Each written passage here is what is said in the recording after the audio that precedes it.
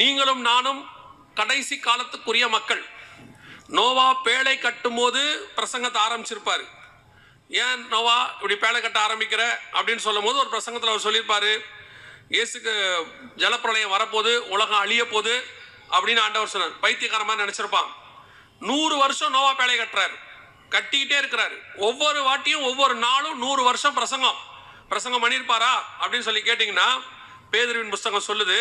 1 பேதுருவின் புஸ்தகம் 2 பேதுருவின் புஸ்தகம் 2ஆம் அதிகாரம் 5வது வசனம் சொல்லுது, பூர்வ உலகத்தையும் தப்ப விடாமல் நீதியை பிரசங்கித்தவனாகிய நோவா. பூர்வ உலகத்தையும், அப்போ அவர் பிரசங்கம் பண்ணியிருக்கிறார். டெய்லி பிரசங்கம் பண்ணியிருப்பார்.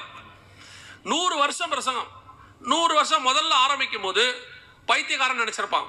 100வது வருஷத்துலயும் அவரை பைத்தியக்காரன் தான் நினைப்பான். ஆனா ஒரு பக்கம் பேழை மேல வந்துகிட்டே இருக்கு, கட்டி பேழைய ரெடி பண்ணிக்கிட்டே இருக்கிறாரு, இங்க பிரசங்கம் பண்றாரு. ஆனா அவனை பொறுத்த வரைக்கும் இவர் பிரசங்கம் ஒரே பிரசங்கம் தான், பைத்தியக்கார பிரசங்கம். சும்மா அழிவு வருதுன்னு சொல்லிட்டே இருக்கிறான், பைத்தியக்காரன் அப்படின்னு சொல்லியிருப்பாங்க. 100வது வருஷம் பேழையும் கட்டி முடிச்சாச்சு. இப்பவும் சொல்லியிருப்பாரு, பேழையை கட்டி முடிச்சுட்டேன் வாங்க, பைத்தியக்காரன். 100 வருஷமா வரல, இப்போ வரப்போதா? அதுக்கப்புறம் ஜோடா மிருகங்கள் உள்ளே வருது. இப்பவும் ஒரு குரூப் சொல்லுது, அவன் பைத்தியக்காரங்க, சும்மா மிருகத்தெல்லாம் உள்ள வர வச்சுக்கிட்டு இருக்கான், அதெல்லாம் ஒன்றும் நடக்காதுங்க. உலகத்துல எவ்வளவு மிருகம் இருக்கு, ஒரு ஜோடு தான் உள்ள வந்திருக்கு, இது மட்டும்தான் காப்பாற்றப்படுமா, மற்றதெல்லாம் அழிஞ்சிடுமா? இன்னைக்கு அதான் கேட்பான். வருகை வரப்போது, கிறிஸ்தவர்கள் மட்டும்தான் போவாங்களா, மற்றவங்க எல்லாம் அழிஞ்சிருவாங்களா? கிறிஸ்தவனே கேட்பான், ஏன் இவங்க மட்டும்தான் போவாங்களா, மற்ற கிறிஸ்தவங்களா போக மாட்டாங்களா? இப்படி கேள்வி கேட்டே இருப்பான். அவனுக்கு என்ன அடையாளம் வந்தாலும் புரியாது. ஏன்னா அவன் அந்த வருகைக்கு உரியவன் அல்ல. அவனுடைய இருதயம் அதற்கு திறக்கப்படுகிற இருதயம் அல்ல. கர்த்தர் எவன் இருதயத்தை திறக்கிறாரோ அவனுக்கு தான் போகும் அது. இன்னைக்கு கர்த்தர் உங்களுக்கு அந்த கடைசி எச்சரிப்பை கொடுக்கிறார். நம் கண்களுக்கு முன்பாக பேழை கட்டி முடிக்கப்பட்டு மிருகங்கள் உள்ளே வருகிறது அடையாளமானால், நோவா காலத்தில் எப்படி நடந்ததோ அப்படியே மனுஷகுமார் வரும் காலத்திலும் நடக்கும்.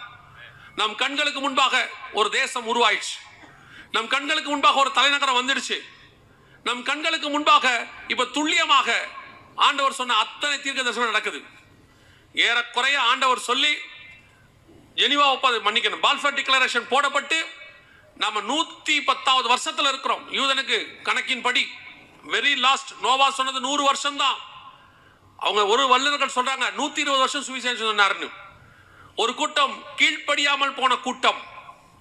வேதம் சொல்லுது, தேவன் நீடிய பொறுமையோடு காத்திருந்த போது அவைகள் கீழ்ப்படியாமல் போனவைகள். ஆனால் ஒரு கூட்டம் பேழைக்குள் பிரவேசித்தது. அந்த கடைசி நிமிஷத்துக்கு தான் நீங்கள் நான் வந்திருக்கிறோம்.